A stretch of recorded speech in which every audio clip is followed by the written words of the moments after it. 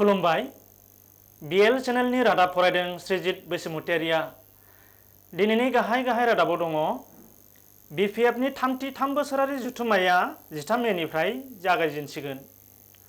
सेरफांगुरि सानसोरां क्लाब आरो लाइब्रेरिनि बानजायनायाव रंजालि बैसागु बिदाय फोरबो खुंदों आरो कसुगाव हाग्रा ओनसोलनि रायमना रेन्जआव दंफां सिखावनि ट्राक जब्द। दानिया फैदो आबुं रादाबाव। बड'लेण्ड पिपुल्स फ्रन्ट BPFनि 33 बोसोरारि जथुम्माया क'क्राझाराव थानाय बड'फा कालचारेल कमप्लेक्सआव 13 आरो 14 मेयाव साननैनि रंगिना संगिना हाबाफारिजों खुंफुंजागोन। बे जथुम्मानि हाबाफारि बायदियै 13 मेनि फुंनि 9 रिंगायाव CWC आरो थान्दैफोरनि मुं थिसननाय, सानजौफुनि 12 रिंगायाव CWCनि जथुम, बेलासिनि 1 रिंगायाव थान्दै मेल जथुमनाय। बेवहाय BPFनि गाहाय नेहाथारि आरो रायजो सभानि MP बिश्वजित दैमारिया बराय बिबुंथि लाखिगोन।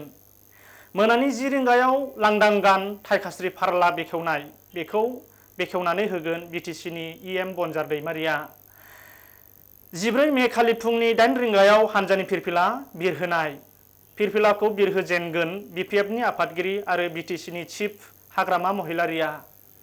बेनि उनाव फारियै मिरु लाइमोन BPF, आइजो गांखं BPF, BSUनि आफादगिरिफोर आरो जिल्ला BPFनि आफादगिरिफोराबो हानजानि फिरफिलाखौ बिरहोगोन। फुंनि 8:30 रिंगायाव मुंख्लं खाम्फायाव मान बावनाय, मानखौ बावजेनगोन BPFनि लेङाइ आफादगिरि आरो आसामनि आगुनि मन्थ्रि चन्दन ब्रह्मआ।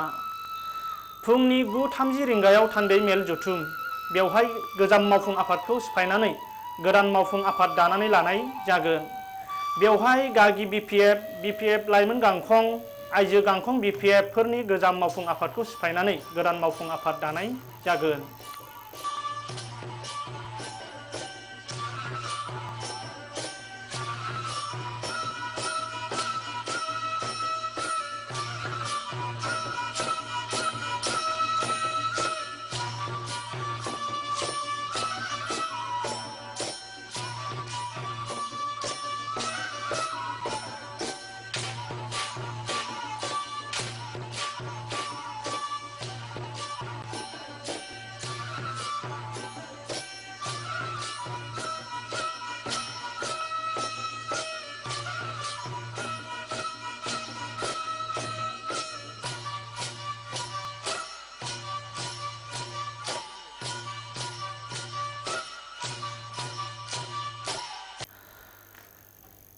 मे अक्ट'खालि सेरफांगुरि सानसोरां क्लाब आरो लाइब्रेरिनि बानजायनायाव सानसेनि रंगिना संगिना हाबाफारिनि गेजेरजों सेरफांगुरि गोजौ फरायसालिनि गेलेग्रा फोथाराव रंजालि बैसागु बिदाय फोरबो खुंनाय जायो। सानसेनि हाबाफारिजों खुंनाय बे हाबाफारियाव बैसागु मेथाइजों मोसानाय आरो बैसागु मेथाइ रोजाबनाय बादायलायनाय खुंनाय जादों। बे बैसागु मेथाइ रोजाबनाय आरो बैसागु मेथाइजों मोसानाय बादायलायनायखौ सेरफांगुरियाव थानाय दैमु संगीत एकाडेमिनि गोरायुं कान्तिस्वर महिलारिया बेखेवनानै होयो।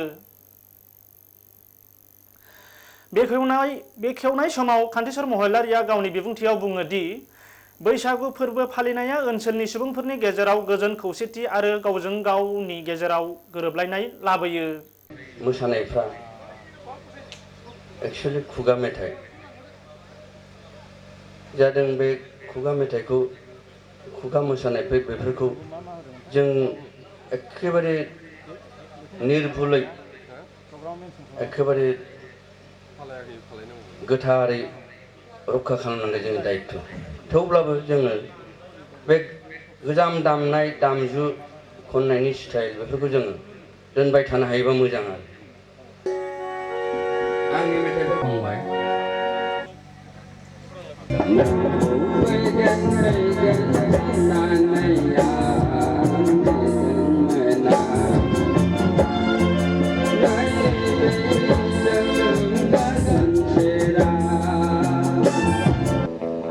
रोजा साबनिफ्राय आरो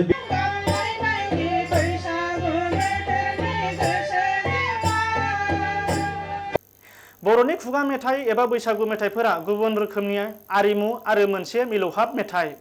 खुगा मेथाइ आरो बैसागु मेथाइनि दामग्रा देग्राफोरनि देंखोफोराबो जोबोद मिलौहाब आरो खहाब गोनां। बे बैसागु बादायलायनायजों लोब्बा लाखिना मोनसे बान्था राननाय मेल एबा गेवलां मेलबो खुंनाय जायो। बे मेलखौ आफादगिरि मासि लानानै सामलायो सानसोरां क्लाब आरो लाइब्रेरिनि आफादगिरि अधिराज दैमारिया।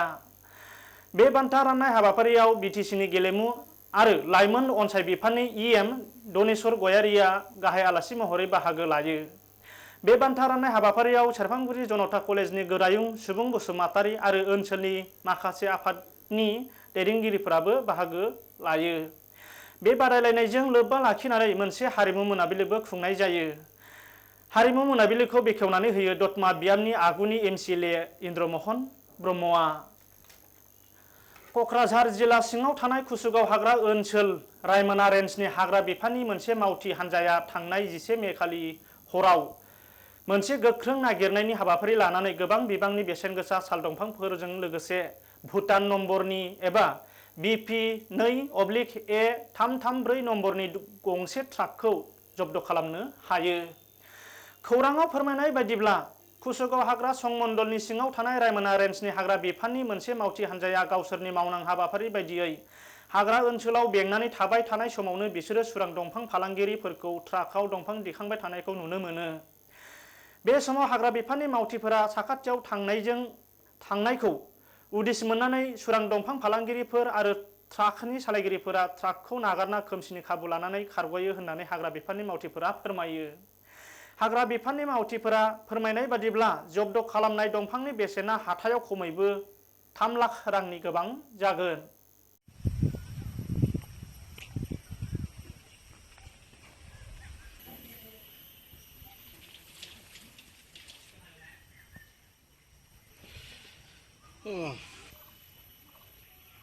मेन रास्तानिफ्राय दाबिदि आमार रायमना रेन्जरफोरा रायमना स्टाफ एन्ड NGO स्टाफ आमी पेट्रलिंग थलदि थाखाते भाया मोठामिलदि आही पेलाय फ्रम माने मोठामिल हाई स्कुलर रास्तादि उलाई आही थाखाते आमी लाइटो देखा पाऊँ लाइटो देखा पाई पेलाय आमार गाड़ी बेट करी पेलाय आमी गई थाके हाजिर भाई थाके आमार बिदि पेलाय इहोते ड्राइवर एंड लेबर सब पलाई जाए।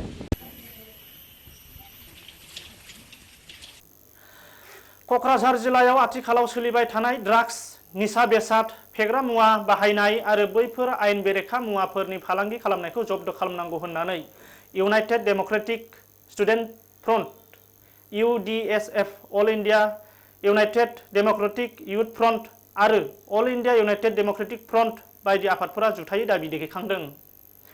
बे आफादफोरनि मावथि सोद्रोमाफोरा क'क्राझार सदर नोगोरनि साखाथियाव थानाय जयपुराव खुंनाय मोनसे धर्ना सोमावसारनायाव बाहागो लानानै ड्राग्स, गान्जा बायदि निसा एबा फेग्रा मुवाफोरखौ बाहायनाय एबा बेफोरनि फालांगि खालामनायखौ बन्द खालामनांगौनि बायदि स्ल'गान होयो। बेवहाय बाहागो लाना खौरांगिरिफोरजों मोगा-मोगियाव UDSFनि आफादगिरि जुब हुसेना बुंदों दि ओनसोलाव ड्राग्स बायदि निसा बेसाद जानाय, सोबनाय आरो फालांगिखौ बन्द खालामनांगौ। बेनि थाखाय जों जिल्ला खुंथायखौ नारसिनो। रादाबखौ फोजोबनायनि सिगां फिन आरो गाहाय रादाबखौ फरायफिनदों। BPFनि 33 बोसोरारि जथुम्माया 13 मेनिफ्राय जागायजेनसिगोन। सेरफांगुरि सानसोरां क्लाब आरो लाइब्रेरिनि बानजायनायाव रंजालि बैसागु बिदाय फोरबो खुंदों आरो कुसुगाव हाग्रा ओनसोलनि रायमना रेन्जआव दंफां सिखावनि ट्राक जब्द। दिन रादाबा एसेनोसै, गोजोन्थों।